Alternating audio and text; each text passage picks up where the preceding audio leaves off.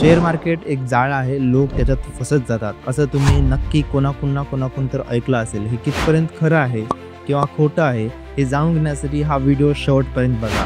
स्वागत आहे DDM या यूट्यूब चॅनलमध्ये. हा जो व्हिडिओ आहे हा डिव्हिडंड किंवा शेअर मार्केट या सेगमेंटमधला आहे. तर सर्वप्रथम शेअर मार्केट काय असतं, मूळ कॉन्सेप्ट काय असतो ते जाणून घेऊ. सगळ्यात सोपं उदाहरण देतो, एक स्टोरी सांगतो. तुमच्याकडे एक दुकान आहे किंवा धंदा आहे, तो खूप जोरात वाढतोय, खूप मोठ्या प्रमाणात वाढलाय, तर त्यासाठी तुम्हाला भांडवल लागेल. आता तुम्ही काय करता, काही 50% किंवा 60% इन्व्हेस्टमेंट तुम्ही स्वतः करता, ओके. आणि उरलेले जे 40% 60% आहेत त्याच्यामध्ये काय करता, बाहेरला देता. बाहेर म्हणजे कोणते, जनता असेल किंवा मोठे इन्व्हेस्टर असेल किंवा सरकारकडून इन्व्हेस्ट करता, ओके.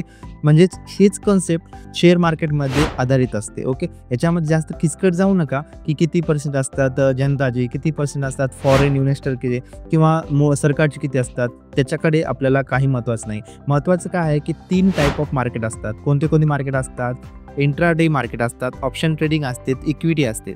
1 बाय 1 आपण इंट्राडे, ऑप्शन ट्रेडिंग आणि इक्विटी काय असतं डिटेलमध्ये बघू, ओके. इंट्राडे म्हणजे काय, मार्केट शेअर मार्केट 3:30 वाजता उघडतं आणि दुपारी 3:30 वाजता क्लोज होतं.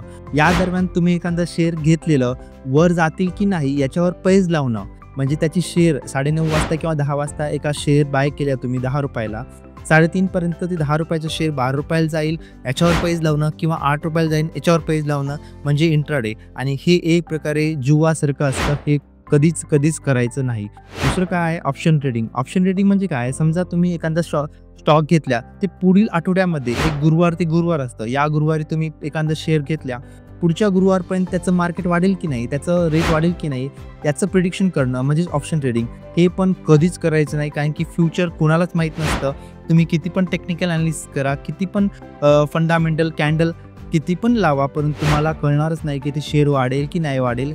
हे डिपेंड असतं पूर्ण मार्केटवर, आणि मार्केट कधीच कोणाला समजलेलं नाही, ओके. आता हे सर्वात महत्त्वाचं, मग तुम्ही करायचं काय, शेअर मार्केट करा, इक्विटी करू दे ना, ऑप्शन ट्रेडिंग पण करू दे ना, आणि इंट्राडे पण करू दे ना. करायचं काय, तर इक्विटी करायचं. इक्विटी म्हणजे काय, हे बघा, इक्विटी म्हणजे काय, तुम्ही एखादी वस्तू खरेदी केल्या, मग त्याला तुम्ही मनात आलं तेव्हा विकू शकता.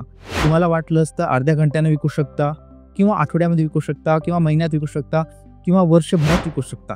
इक्विटीच करायचं का, एक उदाहरण देतो तुम्हाला. जर काय बघा, तुम्हाला ऑफर आली गुगलच्या जॉबची, तर गुगल जॉब कोणाला करायला आवडत नाही, सर्वांनाच करायला आवडतो. म्हणजे एक्झॅक्ट तुम्ही गुगलचा जॉब करायला आवडतो, तर गुगलचं शेअर बाय करा ना. आता साधी गोष्ट, इंडियन मार्केटमध्ये तुम्ही गुगलचा शेअर घेत नाही, फक्त मी एक्झाम्पल सेट दिलोय. तर एक्झाम्पल जिओचं घ्या. आता बघा, सगळ्याकडे मोबाईल बघतोय, हे व्हिडिओ बघतोय, म्हणजे तुमच्याकडे स्मार्ट मोबाईल आहे, कोणतं तरी सिम कार्ड असेलच, जिओ असेल, एअरटेल असेल, VI असेल. आता VIचं डाऊनफॉल आहे, त्यामुळे VIचं शेअर घेऊ नका, परंतु जिओ आणि एअरटेलचं शेअर रॅपिडली ग्रोथ होते. त्यामध्ये जिओचं कसं आहे की जिओचं तुम्ही घेतल्या, तर जिओच्या शेअरमध्ये भरपूर सारे आहेत. जिओ रिलायन्स आहेत, ओके. त्यांना मार्केटमध्ये पण जिओ मार्ट पण आहे. त्याचा जर का तुम्ही शेअर परचेस केल्या, आणि मी असं म्हणत नाही की तुमच्याकडे 10,000 रुपये आले तर 10,000ची शेअर घ्या, असं मुळीच म्हणत नाही आहे. 10,000 आले तर तुम्ही 1,000 रुपयाचे शेअर परचेस करा. 9,000 रुपये तुम्हाला तुमच्या ज्या आवश्यक गोष्टी आहेत त्याच्यावर तुम्ही स्पेंड करा, परंतु काही ना काहीतरी परचेस करा.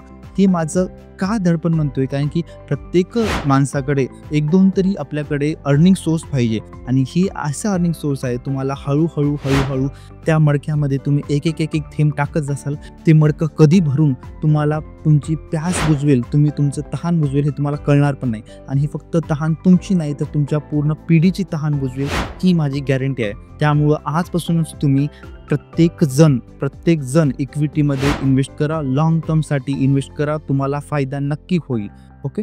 ठीक आहे, पुढे तुम्हाला डिव्हिडंड काय असतं हे सांगतोच, परंतु हा व्हिडिओ खूप लंबा झाला आहे, मला एवढं बोलण्याची खरंच सवय नाही आहे. तर पुढच्या व्हिडिओमध्ये मी डिव्हिडंड काय असतं आणि शेअर मार्केटमध्ये इन्व्हेस्ट केल्यानंतर लॉंग टर्म तर इन्व्हेस्ट करा, पण लॉंग टर्म इन्व्हेस्ट केल्यानंतर डिव्हिडंडचा फायदा काय होतो ते तुम्हाला पुढच्या व्हिडिओमध्ये सांगतो. तर बाय.